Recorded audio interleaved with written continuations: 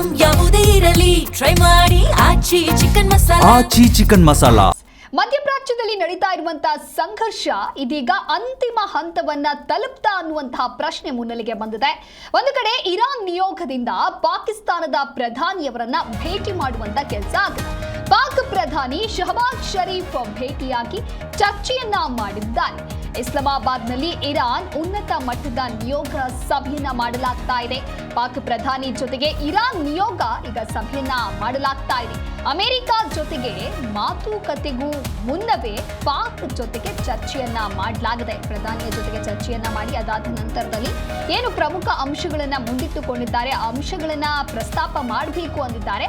ಆ ಒಂದು ಹಿನ್ನೆಲೆಯಲ್ಲಿ ಇದೀಗ ಪ್ರಮುಖ ಅಂಶಗಳನ್ನ ಮುನ್ನೆಲೆಗೆ ಇಟ್ಟುಕೊಂಡು ಚರ್ಚೆ ಮಾಡುವಂತಹ ಸಭೆಯೂ ಕೂಡ ಈಗ ಆಗ್ತಾ ಇದೆ. ಅಮೆರಿಕವನ್ನ ಪ್ರತಿನಿಧಿಸುವಂತಹ ಉನ್ನತ ಮಟ್ಟದ ನಿಯೋಗ ನಿನ್ನೆಯೇ ಪಾಕ್ಗೆ ಆಗಮಿಸಿದ್ದು. ಇನ್ನು ಅಮೆರಿಕದ ಉಪಾಧ್ಯಕ್ಷ ಜೆಡಿ ವ್ಯಾನ್ಸ್, ವಿಶೇಷ ರಾಯಭಾರಿ ಸ್ಟೀವ್ ವಿಟ್ಕಾಫ್ ಹಾಗೆ ಅಮೆರಿಕ ಅಧ್ಯಕ್ಷ ಡೊನಾಲ್ಡ್ ಟ್ರಂಪ್ ಅವರ ಅಳಿಯ ಸೇರಿದಂತೆ ಸಭೆಯಲ್ಲಿ ಭಾಗವಹಿಸಿದ್ದಾರೆ ಅನ್ನುವಂತಹ ಕೆಲವು ಮಾಹಿತಿ ಇದೆ.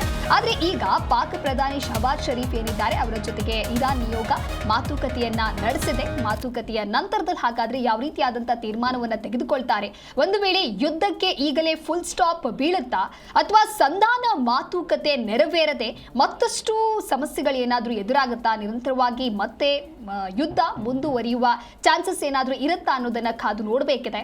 ಇರಾನ್ ನಿಯೋಗದಿಂದ ಸದ್ಯ ಪಾಕಿಸ್ತಾನದ ಪ್ರಧಾನಿಯನ್ನ ಭೇಟಿ ಮಾಡುವಂತಹ ಕೆಲಸ ಸಾಗದೆ. ಮಧ್ಯಪ್ರಾಚ್ಯದಲ್ಲಿ ಆಗ್ತಾ ಇರುವಂತಹ ಸಂಘರ್ಷ ಕೇವಲ ಇರಾನ್, ಇಸ್ರೇಲ್, ಅಮೆರಿಕ ಮಾತ್ರ ಅಲ್ಲ, ಬೇರೆ ಕಡೆಗೂ ಕೂಡ ಸಾಕಷ್ಟು ಸಮಸ್ಯೆಯನ್ನ ತಂದೊಡ್ಡಿತ್ತು. ಒಂದು ಕಡೆ ಸಿಲಿಕಾನ್ ಸಿಟಿ ಸೇರಿದಂತೆ ಬೇರೆ ಬೇರೆ ಭಾಗಗಳಲ್ಲಿ ಹೋಟೆಲ್ ಉದ್ಯಮಕ್ಕೆ ಹೊಡೆತ ಬಿದ್ದರೆ ಇಂದಿರಾ ಕ್ಯಾಂಟೀನ್ ಸೇರಿದಂತೆ ಪಿಜಿಗಳಿಗೂ ಕೂಡ ಸಮಸ್ಯೆಯನ್ನ ತಂದೊಡ್ಡಿತ್ತು. ಇದಕ್ಕೆ ಸಂಬಂಧಪಟ್ಟಂತೆ ಮತ್ತೊಂದು ಬ್ರೇಕಿಂಗ್ ಅಪ್ಡೇಟ್ ಲಭ್ಯವಾಗ್ತಾ ಇದೆ. ಮಾತುಕತೆಗೂ ಮುನ್ನವೇ 2 ಷರತ್ತುಗಳಿಗೆ ಒಪ್ಪಿಗೆಯನ್ನ ಕೊಟ್ಟಿದ್ದಾರೆ ಅನ್ನುವಂತ ಮಾಹಿತಿ ಸಿಗ್ತಾ ಇದೆ. ಇರಾನ್ನ 2 ಷರತ್ತುಗಳನ್ನ ಅಮೆರಿಕ ಇದೀಗ ಒಪ್ಪಿಕೊಂಡಿದೆ. ಹಾಗಾದ್ರೆ ಆ 2 ಪ್ರಮುಖವಾದಂತಹ ಷರತ್ತುಗಳು ಯಾವುದು ಅಂತ ನೋಡ್ತಾ ಹೋಗೋದಾದ್ರೆ, ಇರಾನ್ನ ಜಪ್ತಿಯಾಗಿರುವಂತಹ ಸಂಪತ್ತು ಏನಿದೆ ಅದನ್ನ ಬಿಡುಗಡೆ ಮಾಡಿಕೊಳ್ಳುವಂಥದ್ದು, ಹಾಗೆ ಇರಾನ್ ಸಂಪತ್ತು ಬಿಡುಗಡೆಗೆ ಅಮೆರಿಕ ಈಗ ಒಪ್ಪಿಗೆಯನ್ನ ಸೂಚಿಸಿದೆ ಅನ್ನುವಂಥ ಮಾಹಿತಿಯೂ ಕೂಡ ಸಿಗ್ತಾ ಇದೆ. ಲೆಬನಾನ್ ಮೇಲೆ ಇಸ್ರೇಲ್ ದಾಳಿ ಏನ್ ನಡೆಸಿತ್ತು, ಆ ದಾಳಿ ಸ್ಥಗಿತಕ್ಕೆ ಒಪ್ಪಿಗೆಯನ್ನ ಮಾಡಲಾಗಿದೆ. ಅಂದ್ರೆ ಇನ್ನು ನಂತರದ ದಿನಗಳಲ್ಲಿ ದಾಳಿಯನ್ನ ಮಾಡೋದಕ್ಕೆ ಆಗುವುದಿಲ್ಲ. ದಾಳಿಯ ಸ್ಥಗಿತಕ್ಕೆ ಸದ್ಯ ಅಮೆರಿಕದಿಂದ ಈಗ ಒಪ್ಪಿಗೆ ಸಿಕ್ಕಿದೆ ಇರಾನ್ಗೆ. ಮಾತುಕತೆಗೂ ಮುನ್ನವೇ 2 ಷರತ್ತುಗಳಿಗೆ ಒಪ್ಪಿಗೆ ನೀಡಲಾಗಿದೆ.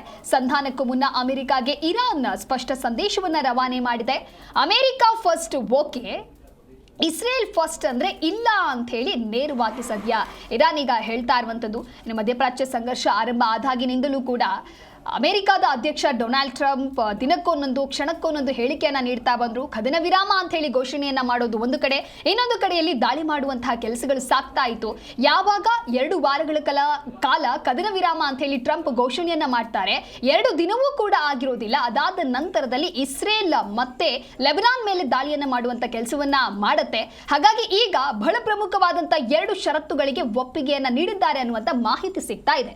ಒಂದು ಇರಾನ್ನಲ್ಲಿ ಇರಾನ್ನ ಜಪ್ತಿಯಾಗಿರುವಂತಹ ಸಂಪತ್ತು ಏನಿದೆ ಅದನ್ನು ಬಿಡುಗಡೆ ಮಾಡುವಂಥದ್ದು, ಇನ್ನೊಂದು ಲೆಬನಾನ್ ಮೇಲೆ ಯಾವುದೇ ರೀತಿಯಾದಂತಹ ದಾಳಿಯನ್ನ ಮಾಡಬಾರದು ಅನ್ನುವಂಥ ಷರತ್ತಿಗೆ ಈಗ ಒಪ್ಪಿಗೆ ಸೂಚಿಸಿದೆ. ಒಂದು ಕಡೆ ಮಾತುಕತೆ ನಡೀತಾ ಇದೆ, ಸಂಧಾನ ಆಗ್ತಾ ಇದೆ, ಆ ಒಂದು ಸಭೆಯಲ್ಲಿ ಕೆಲವು ವಿಚಾರಗಳನ್ನ ಮುಂದಿಟ್ಟುಕೊಂಡು ಪ್ರಸ್ತಾಪವನ್ನ ಮಾಡಲಾಗ್ತಾ ಇದೆ. ಆದ್ರೆ ಆ ಎಲ್ಲಾ ಚರ್ಚೆಗಳಿಗೂ ಮುನ್ನವಾಗಿ ಮೊದಲು ಈ 2 ಷರತ್ತುಗಳಿಗೆ ಈಗ ಒಪ್ಪಿಗೆಯನ್ನ ಸೂಚಿಸಲಾಗಿದೆ ಅನ್ನುವಂತಹ ಮಾಹಿತಿ ಸಿಗ್ತಾ ಇದೆ. ಸಂಧಾನಕ್ಕೂ ಮುನ್ನ ಅಮೆರಿಕಾಗೆ ಇರಾನ್ ಇದೀಗ ಸ್ಪಷ್ಟವಾದಂತಹ ಸಂದೇಶವನ್ನ ರವಾನೆ ಮಾಡಲಾಗಿದೆ. ಲೆಬನಾನ್ಗೂ ಕೂಡ ಸಾಕಷ್ಟು ಕಷ್ಟ ಎದುರಾಗಿತ್ತು. ದಾಳಿಯನ್ನ ಮಾಡ್ತಾರೆ, ಕ್ಷಿಪಣಿ ದಾಳಿಯನ್ನ ಮಾಡ್ತಾರೆ, ಅಟ್ಯಾಕ್ ಮಾಡ್ತಾರೆ, ಅನೇಕ ಸಾವು ನೋವುಗಳಿಗೂ ಕೂಡ ಲೆಬನಾನ್ ತುತ್ತಾಗಿತ್ತು. ಹಾಗಾಗಿ ಯಾವುದೇ ರೀತಿಯಾದಂತಹ ದಾಳಿಗಳು ಇನ್ನು ಮುಂದೆ ಇಸ್ರೇಲ್ ಕಡೆಯಿಂದ ಲೆಬನಾನ್ ಮೇಲೆ ನಡೆಯಬಾರದು ಅನ್ನುವಂತಹ ನಿಟ್ಟಿನಲ್ಲಿ ಈಗ ಈ ರೀತಿಯಾದಂತಹ ಷರತ್ತನ್ನ ಸೂಚಿಸಲಾಗಿದೆ. ಮಾತುಕತೆಗೂ ಮುನ್ನವೇ 2 ಷರತ್ತುಗಳಿಗೆ ಈಗ ಒಪ್ಪಿಗೆ ಸಿಕ್ಕಿರೋದ್ರಿಂದ ಹಾಗಾದ್ರೆ ಪ್ರಸ್ತುತ ಆಗ್ತಾ ಇರುವಂತಹ ಚರ್ಚೆ ಈ ಎಲ್ಲ ಯುದ್ಧಗಳಿಗೂ ಕೂಡ ಬ್ರೇಕ್ ಅನ್ನ ಆಡುತ್ತಾ ಅನ್ನುವಂತಹ ಕೆಲವು ಚರ್ಚೆಗಳು ಕೂಡ ಮುನ್ನೆಲೆಗೆ ಬರ್ತಾ ಇದೆ.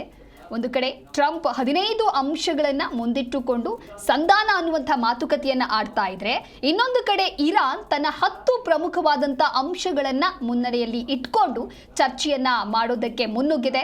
ಹಾಗಾಗಿ ಆ ಪ್ರತಿಯೊಂದು ಅಂಶಗಳು ಕೂಡ ಸಂಧಾನದಲ್ಲಿ ಆಗ್ತಾ ಇರುವಂತಹ ಚರ್ಚೆಯಲ್ಲಿ ಏನಾದರೂ ಪ್ರತಿಕ್ರಿಯೆ ಸಿಗುತ್ತಾ ಅನ್ನೋದನ್ನ ಕಾದು ನೋಡಬೇಕಿದೆ. ಸಂಧಾನಕ್ಕೂ ಮುನ್ನ ಅಮೆರಿಕಾಗೆ ಈಗ ಈ 2 ಷರತ್ತುಗಳು ಏನು ಒಪ್ಪಿಗೆ ಆಗಿದೆ ಅದನ್ನ ಸ್ಪಷ್ಟ ಸಂದೇಶವನ್ನ ರವಾನೆ ಮಾಡಲಾಗಿದೆ. ಒಂದು ಕಡೆ ಪ್ರಧಾನಿಯ ಜೊತೆಗೆ ಮಾತುಕತೆ ಆಗಿದೆ. ಪಾಕ್ ಪ್ರಧಾನಿ ಶಹಬಾಜ್ ಶರೀಫ್ರನ್ನ ಇರಾನ್ ನಿಯೋಗ ಭೇಟಿ ಮಾಡಿ ಮಾತುಕತೆಯನ್ನು ನಡೆಸಿದೆ. ಇದೇ ಬೆನ್ನಲ್ಲೇ ಮಾತುಕತೆಗೂ ಮುನ್ನವೇ 2 ಷರತ್ತುಗಳಿಗೆ ಒಪ್ಪಿಗೆ ಸಿಕ್ಕಿದೆ ಅನ್ನುವಂಥ ವಿಚಾರ ಕೂಡ ಗೊತ್ತಾಗ್ತಾ ಇದೆ. ಈಗ ಬೇರೆ ಭಾಗಗಳಲ್ಲಿ ಏನೆಲ್ಲ ಸಮಸ್ಯೆಗಳು ಹೆಚ್ಚಾಗಿದೆ ಅವೆಲ್ಲವಕ್ಕೂ ಕೂಡ ಹಾಗಾದರೆ ಬ್ರೇಕ್ ಬೀಳತ್ತಾ ಅನ್ನೋದನ್ನು ಕಾದು ನೋಡಬೇಕಾಗತ್ತೆ. ಯಾಕೆ ಅಂತ ಹೇಳಿದ್ರೆ ಕೇವಲ ಇರಾನ್, ಇಸ್ರೇಲ್, ಅಮೆರಿಕ ಅಷ್ಟೇ ಅಲ್ಲ, ಬೇರೆ ಬೇರೆ ಭಾಗಗಳಿಗೂ ಕೂಡ ಸಾಕಷ್ಟು ಎಫೆಕ್ಟ್ ಆಗಿತ್ತು. ಜನರು ಅದರಿಂದ ತತ್ತರಿಸಿ ಹೋಗ್ತಾ ಇದ್ರು. ಎಲ್ಲೋ ಮಧ್ಯಪ್ರಾಚ್ಯದಲ್ಲಿ ಆಗ್ತಾ ಇರುವಂತಹ ಸಂಘರ್ಷ ಪ್ರತಿಯೊಬ್ಬ ಜನಸಾಮಾನ್ಯರಿಗೂ ಕೂಡ ಯಾವ ರೀತಿಯಾದಂತಹ ತೊಂದರೆಯನ್ನ ಮಾಡಿತು ಅನ್ನೋದು ಗೊತ್ತಿದೆ. ಹಾಗಾಗಿ ಸದ್ಯ ಈ ಆಗ್ತಾ ಇರುವಂತಹ ಸಂಧಾನ ಏನಿದೆ, ಮಾತುಕತೆ ಏನಿದೆ, ಈ ಚರ್ಚೆಗಳ ಕುರಿತಂತೆ ಎಲ್ಲರ ಕುತೂಹಲ ಕೂಡ ಇದೆ. ಯಾವಾಗ ಈ ಚರ್ಚೆ ಮುಗಿಯತ್ತೆ, ಚರ್ಚೆಯಲ್ಲಿ ಆಗುವಂತಹ ತೀರ್ಮಾನ ಏನು, ಯುದ್ಧಕ್ಕೆ ಹಾಗಾದ್ರೆ ನಾಂದಿ ಹಾಡಬಹುದಾ ಅನ್ನುವಂತಹ ಚರ್ಚೆಗಳು ಸದ್ಯ ಮುನ್ನೆಲೆಗೆ ಬರ್ತಾ ಇದೆ.